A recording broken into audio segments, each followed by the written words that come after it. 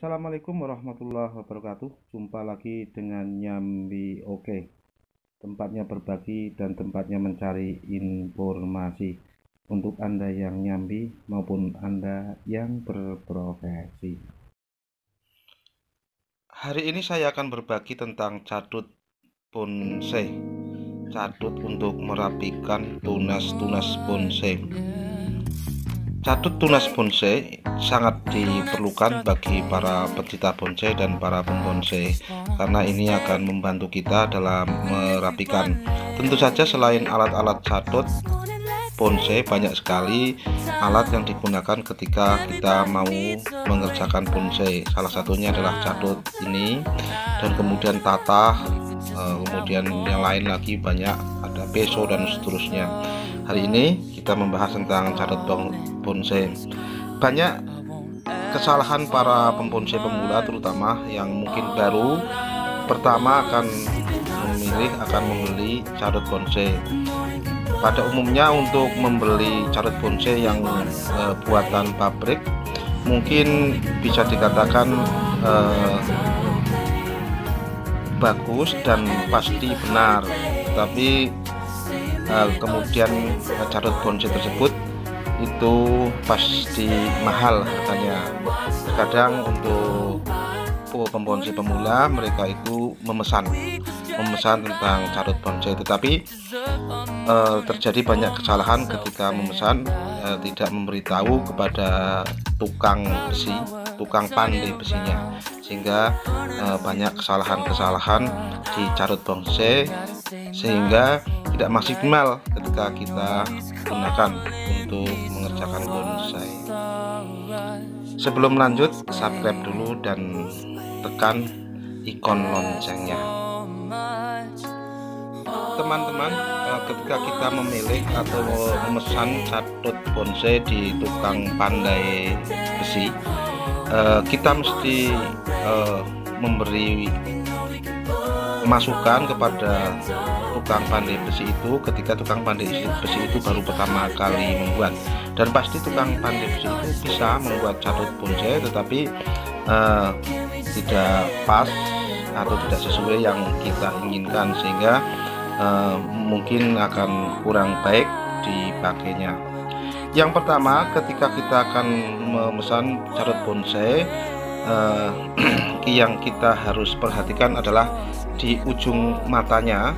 Di ujung matanya itu catut bonsai itu tidak boleh bertemu. Ini yang benar, catut bonsai yang tidak bertemu. Jadi atas dan bawah, jadi mereka tidak bertemu matanya, tetapi atas dan bawah, yang satu di atas, yang satu di bawah, sehingga catut bonsai ini tidak cepat tumpul, tetapi ketika bertemu antara matanya itu maka akan cepat tumpul. Perhatikan, ini catut bonsai yang benar, mereka tidak bertemu di matanya.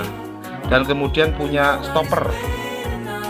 stoppernya ini untuk menghentikan sehingga tidak kebablasan catut bonsainya ini. Ini salah satu contoh yang tidak benar atau mungkin salah. Ini tukang pandai besinya masih belum terbiasa membuat catut bonsai, sehingga matanya, kita perhatikan, matanya itu saling bertemu. Nah, saling bertemu sehingga ini mudah sekali tumpul. Karena saling bertemu mudah sekali tumpul, sehingga kita harus sering-sering untuk mengasahnya, menajamkannya. Ini salah satu catut bonsai yang salah nih ya, karena mereka matanya, kita perhatikan, matanya itu saling bertemu.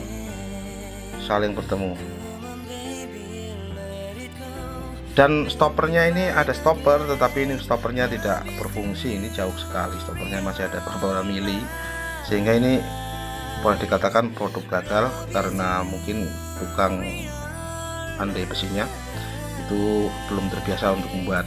Jadi ketika teman-teman sahabat bonsai ingin membuat catut bonsai supaya harganya tidak mahal, memesan di tukang pandai besi, maka yang penting pada tukang pandai besinya itu harus dimintakan stopper untuk pemberhentiannya, dan kemudian di matanya itu tidak bertemu.